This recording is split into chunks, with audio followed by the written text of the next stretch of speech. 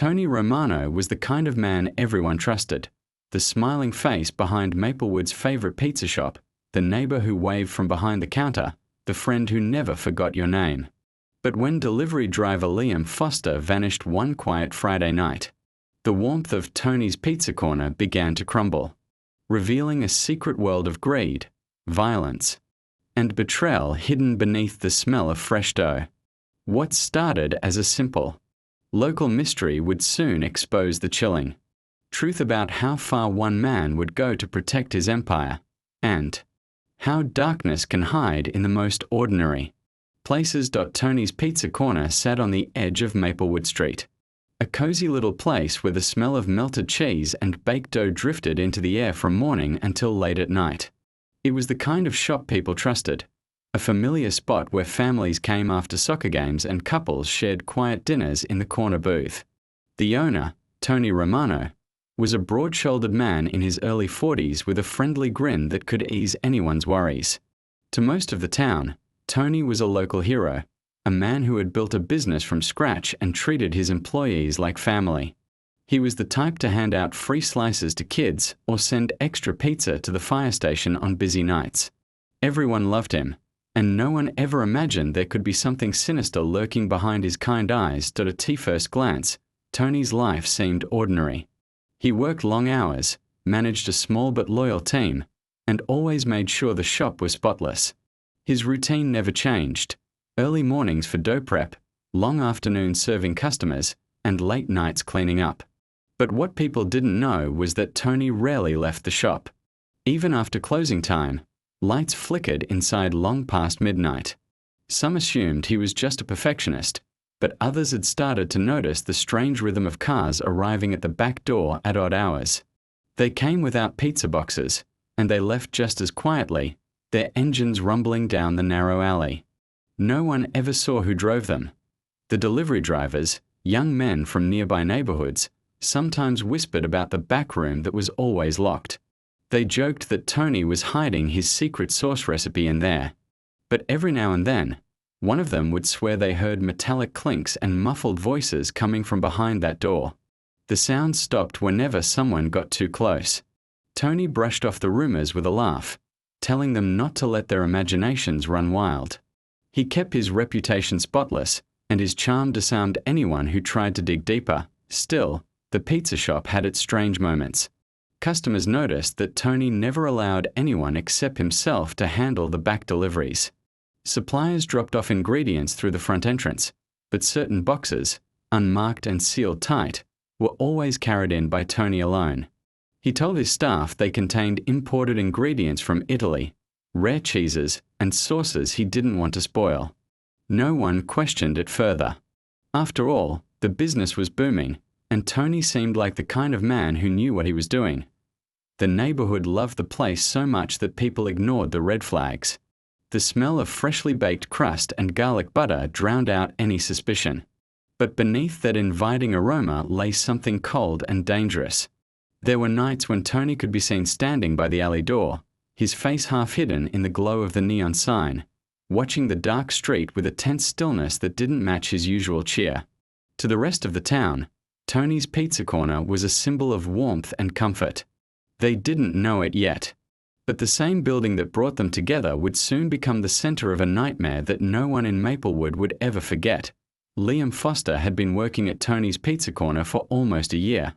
At 19, he was hardworking, polite, and known for his quick deliveries.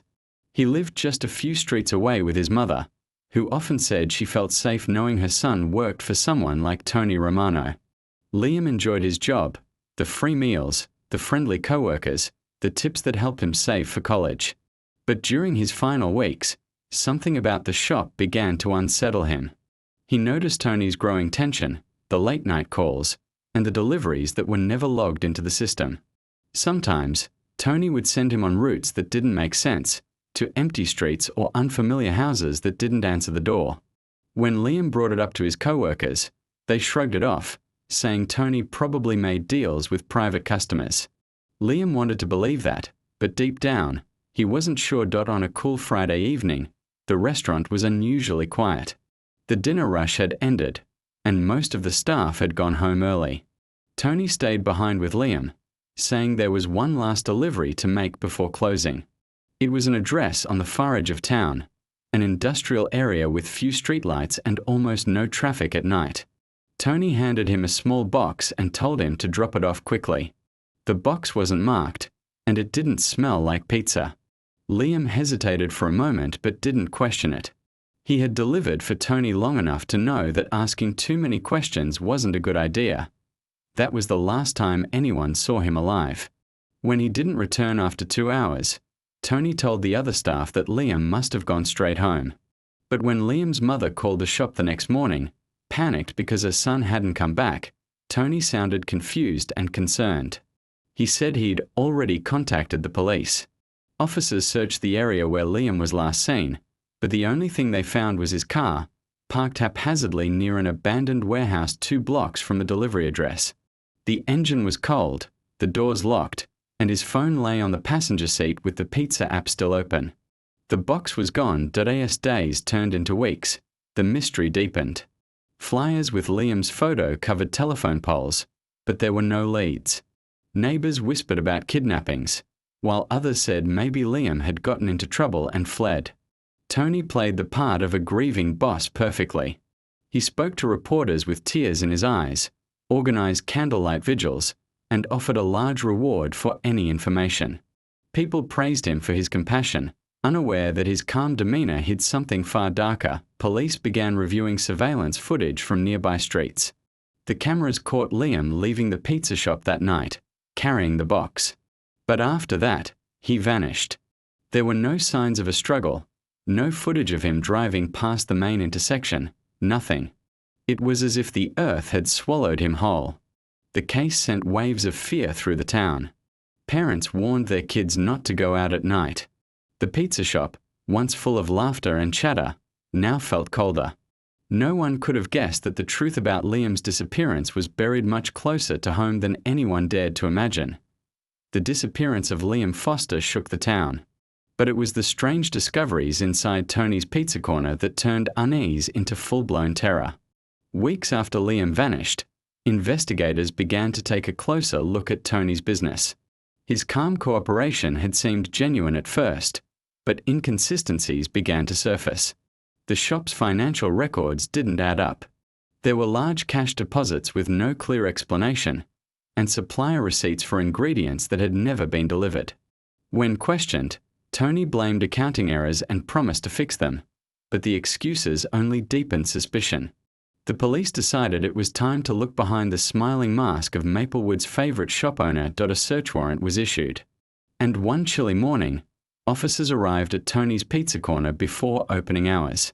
The employees watched nervously as police entered the building and began combing through every corner. At first, everything looked normal. Freshly mopped floors, neatly stacked boxes, and a spotless kitchen. But as they moved toward the basement, the atmosphere shifted. The air grew colder, heavier. The basement had always been off-limits to most staff, with Tony claiming it stored old equipment. Now, as the door creaked open, a sour odor drifted upward. Inside, they found rows of frozen dough stacked high in large industrial freezers. But behind those, hidden under tarps and labeled boxes, were heavy plastic bags. Each was marked with fake company logos, designed to look like ordinary food suppliers.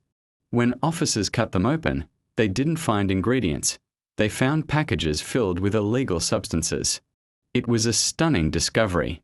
Tony's Pizza Corner had been doubling as a drug smuggling front for years, the shop's popularity serving as the perfect cover. But the most horrifying find was still to come. In the corner of the basement, behind a shelf of canned tomatoes, an officer noticed something odd, a large freezer that wasn't plugged in. Inside it, wrapped in layers of plastic and old cloth, was a blood-stained apron. Next to it lay a torn pizza delivery bag, the same brand used by Liam Foster. Forensics confirmed the stains were human blood. The air in the room turned suffocating as officers realized what this could mean. The police sealed off the entire building. The once warm scent of pizza and herbs was replaced by the sterile smell of investigation chemicals. Word spread like wildfire. Reporters crowded the street, cameras flashing as boxes of evidence were carried out. The townspeople stood behind the police tape, unable to believe that the man who had served the meals and smiled at their children had been hiding something so vile beneath their feet. When Tony was brought in for questioning, his composure began to crack. His confident tone slipped into nervous stammers. He insisted he didn't know how the drugs got there, blaming suppliers and old partners. But the evidence told a story of deceit and greed that stretched far beyond bad business decisions. What started as a beloved neighborhood pizza shop was now the scene of a gruesome secret. And while the discovery of the drugs shocked the police, they still had one haunting question. Where was Liam Foster? The freezer had given them clues, but not closure. The truth was buried even deeper, waiting to surface with a darkness no one was prepared to face as investigators traced the web of deceit behind Tony's Pizza Corner. A new name kept appearing in the financial records: Vincent Caruso. Until then, few people in Maplewood had ever heard of him. But old business filings revealed that Vincent had once been Tony's partner, owning nearly half of the pizza shop when it first opened. He had vanished almost a year before Liam's disappearance, quietly transferring his ownership to Tony. On paper, it looked like a clean buyout, but the timing was suspicious. Detectives suspected that Vincent's sudden exit and the shop's illegal operations were connected. Vincent was known to law enforcement as a small-time hustler with ties to organized crime. He'd been involved in money laundering schemes before and was linked to a regional drug distribution ring. When he partnered with Tony, it seemed like a fresh start for both men, one trying to go legitimate, the other looking for a steady business. For years, the shop operated smoothly, serving pizzas by day while Vincent handled the darker deals in the background. Tony claimed he didn't know what Vincent was up to, but the evidence told another story. The financial trail between the two men revealed years of coded transactions. Hidden under ingredient invoices and delivery expenses, investigators pieced together a grim theory. Vincent had been using the pizza shop as a front to move illegal shipments, storing contraband in the basement freezers and distributing it through fake delivery routes. Tony likely turned a blind eye at first, content to let the money roll in without asking questions. But at some point, things changed. Maybe Tony wanted out, or maybe greed took over. The trail suggested that Vincent began to lose control of his operation, and tensions grew between the two partners. A heated confrontation seemed inevitable. Witnesses later recalled seeing Vincent at the shop late one night, weeks before he disappeared. There was shouting, metal clanging, and the sound of something heavy being dragged across the floor. After that night, Vincent was never seen again. Tony told everyone that his partner had moved to another city, but his story never quite added up. The discovery of Liam's bloodstained delivery bag tied everything together. Investigators theorized that Liam had stumbled upon something he shouldn't have seen, perhaps Tony handling one of Vincent's final shipments or cleaning up after their violent argument. When the young delivery driver became a liability, Tony had to silence him to protect his secret. The missing pieces were finally falling into place. Forensic analysis of the basement revealed traces of Vincent's DNA near the freezer and signs that the floor had been recently resurfaced. It appeared Tony had gone to great lengths to hide any physical evidence of what had happened.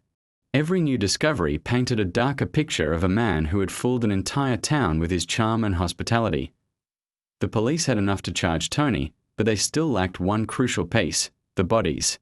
Without them, the case relied heavily on circumstantial evidence. Still, prosecutors believed they could make it stick. Tony had underestimated how closely the walls of his own restaurant would close in on him. The same shop that had made him a beloved figure was now the stage for his downfall, and soon. The truth about what really happened in that basement would be exposed for the world to see. The arrest of Tony Romano sent shockwaves through Maplewood. The town that once adored him watched in disbelief as police led him out of his own restaurant in handcuffs. News cameras swarmed the scene, capturing every moment. The flickering red and blue lights reflected off the sign that still read Tony's Pizza Corner, now a haunting symbol of betrayal. The man who had been the heart of the community was suddenly exposed as the architect of a criminal empire. Inside the police station, Tony sat in silence as detectives laid out the evidence: the drug-filled freezer bags, the fake invoices, and the blood-stained apron. He didn't speak for hours, his hands trembling slightly as he stared at the table in front of him. When he finally confessed, his words painted a picture of desperation and fear.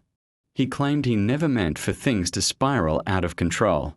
Vincent Caruso, he said, had forced him into the smuggling operation years ago, threatening to ruin him if he refused to cooperate. At first, Tony went along to keep the business afloat, convincing himself it was temporary. But when Vincent began demanding more, Tony tried to break free. That was when everything turned violent. According to his statement, Vincent came to the shop late one night, furious that Tony wanted out. The argument escalated into a fight, and in a moment of panic, Tony struck Vincent with a metal pizza tray. When he realized what he had done, he hid the body in the freezer until he could dispose of it. The story didn't end there. Weeks later, Liam Foster stumbled into the basement, looking for cleaning supplies, and found Tony moving one of Vincent's remaining stash boxes. The young driver had seen too much. Tony claimed he tried to reason with him, but when Liam threatened to go to the police, panic took over again. The evidence suggested Tony killed Liam the same night and hid the remains alongside Vincent's. The confessions were chilling, but they aligned perfectly with the forensic findings in the basement. The trial became the biggest event in Maplewood's history. Locals packed the courtroom, struggling to reconcile the image of the friendly pizza man with the murderer sitting before them. The prosecution described Tony as a manipulative man who hid behind his charm, running a criminal operation right under everyone's noses. The defense argued that he was a victim of circumstance, forced into crime by his ruthless partner. But the evidence, bloody clothing, financial records, and DNA traces, was too strong. After weeks of testimony, the jury found Tony Romano guilty of 2 counts of murder, drug trafficking, and money laundering. He was sentenced to life in prison without the possibility of parole. The aftermath left Maplewood scarred. The once busy pizza shop was sealed off, its windows covered with boards. The cheerful murals on the walls faded, and weeds grew through the cracks of the parking lot. No one dared to reopen it. People who had shared laughter and meals inside now avoided even walking past it. The name Tony's Pizza Corner became synonymous with deceit and horror years later. The building still stands as a silent witness to what happened there. Dust covers the counters where Tony once smiled at customers, and the ovens remain cold. Some say on quiet nights, when the wind blows down Maplewood Street, you can still smell faint traces of baked dough, an echo of a time before the darkness. The dark side of the pizza shop became a story told across the country, a grim reminder that evil can hide behind the warmest smiles and that even the friendliest places can conceal the deepest secrets.